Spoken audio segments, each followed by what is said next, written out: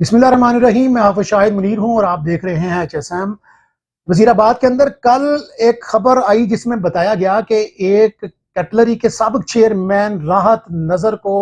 उनकी फैक्ट्री के अंदर जो उन्होंने अपने घर के ही नीचे बनाई हुई थी किसी ने घुसकर मार दिया है। अब जब वीडियो आई है, हकायक सामने आए हैं, तो इंतहाई चौंका देने वाले हकायक है कि उसमें मारने वाला कोई और नहीं है, उनका अपना हकीकी भतीजा है। क्यों मारा, वजह क्या है, मुलजम पकड़ा गया है कि नहीं, FIR में क्या इल्ज़ाम सामने आए हैं, ये सारी बातें आपको बतानी है। और साथ साथ आपको ये भी बताना है जो मकतूल है राहत नजर, वो कितने लोगों का कफील था जिसको बेदर्दी से मार दिया गया। तो जनाबे वाला जो FIR दर्ज हुई है, राहत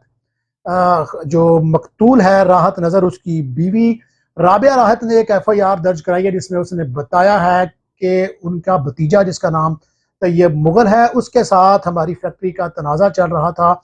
वो अपने घर की छत पर मौजूद थी। घर में दो मेहमान भी आए हुए थे कि इस दौरान वो जब मेहमान नीचे उतर रहे थे तो उन्होंने गोली की आवाज़ सुनी, तो उन्होंने देखा कि राहत नज़र बुरी तरह जख्मी पड़ा है। जब वो सारे CCTV निकाले गए हैं तो उसमें देखा जा सकता है, चूंकि ये घर का बेदी था, कहते हैं घर का बेदी लंका डाहे, और फिर खून इतना सफेद हो चुका है थोड़ी सी जायदाद की खातर जिसका ऑलरेडी एक केस है अदालत में। कोई ऐसा भी नहीं किसी ने कब्जा किया हुआ है, ना इसका कब्जा है ना उसका कब्जा है, लेकिन अपने खूनी रिश्तेदार को रास्ते से हटाकर शायद उस दरिंदे ने समझा कि वो इस तरह जायदाद पालेगा। यकीनन अब उसकी भी जिंदगी उतनी ही मुश्किल हो जाएगी जितनी उसने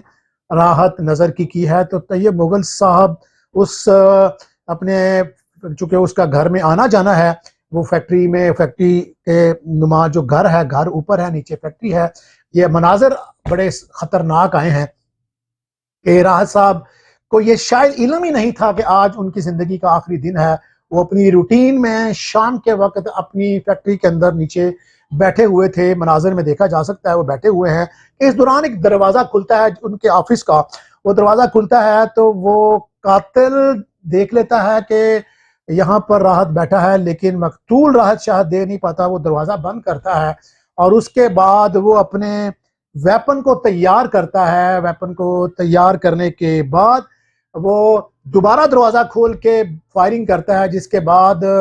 जो राहत है वो अपनी कुर्सी पर गिर पड़ता है, जिसको 3 फायर लगते हैं और उसमें से एक फायर उसके दिल को जा लगा, जिससे उसकी शायद मौके पर ही मौत हो गई, लेकिन उसको अस्पताल पहुंचाया गया। ये मकतूल राहत 4 बच्चों का बाप था, जिसमें उसकी 3 छोटी छोटी बेटियां हैं और एक बेटा है, जिनको इस जालिम ने, जो इनका बच्चों का कज़न भी था, हकीकी भतीजा भी था, एक थोड़ी सी जायदाद की खातर उसने अपने ही खूनी रिश्ते यानी अपने बाप के छोटे भाई, अपने हकीकी चचा को गोलियां मारकर कत्ल कर दिया और फरार हो गया। इस की FIR दर्ज हो चुकी है, मुलजम ताहाल फरार है।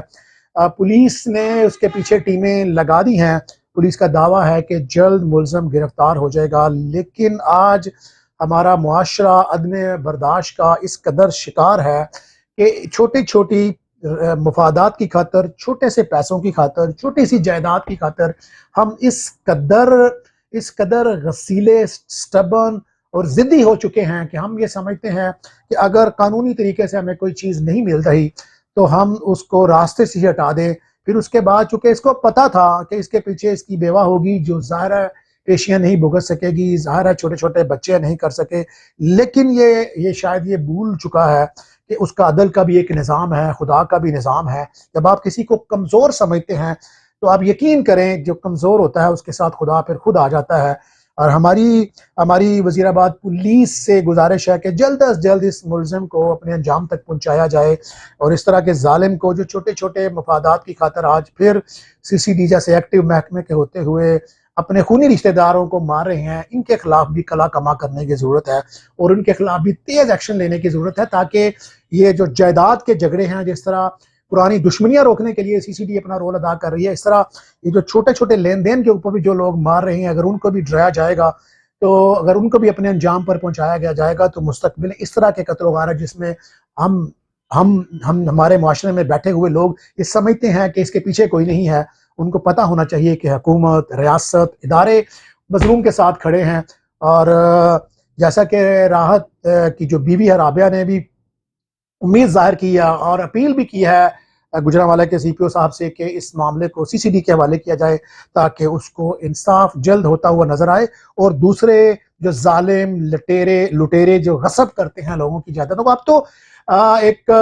प्रोटेक्शन ऑफ प्रॉपर्टी एक्ट आ चुका है। अब तो किसी जगह पे कोई काबिज रह नहीं सकता। आप जाके डिप्टी कमिश्नर को दरखास्त दें, 1 महीने के अंदर फैसले हो रहे हैं। 4 फैसले 2 दिन पहले हुए हैं। आने वाले दिनों में भी रोजाना की बुनियाद पर जितने जितने गासिब हैं जो कई सालों से अदालतों में स्टे लेके बैठे हुए हैं, सबको निकाला जा रहा है। इसको भी सब्र करना चाहिए था, लेकिन उसने शायद ये समझा कि जायदाद भी आ जाएगी, मैं भी छूट जाऊंगा। लेकिन शायद वो दुनिया में किससे छूट जाए, लेकिन अल्लाह के निज़ाम से, अल्लाह के इंसाफ से नहीं बच सकता।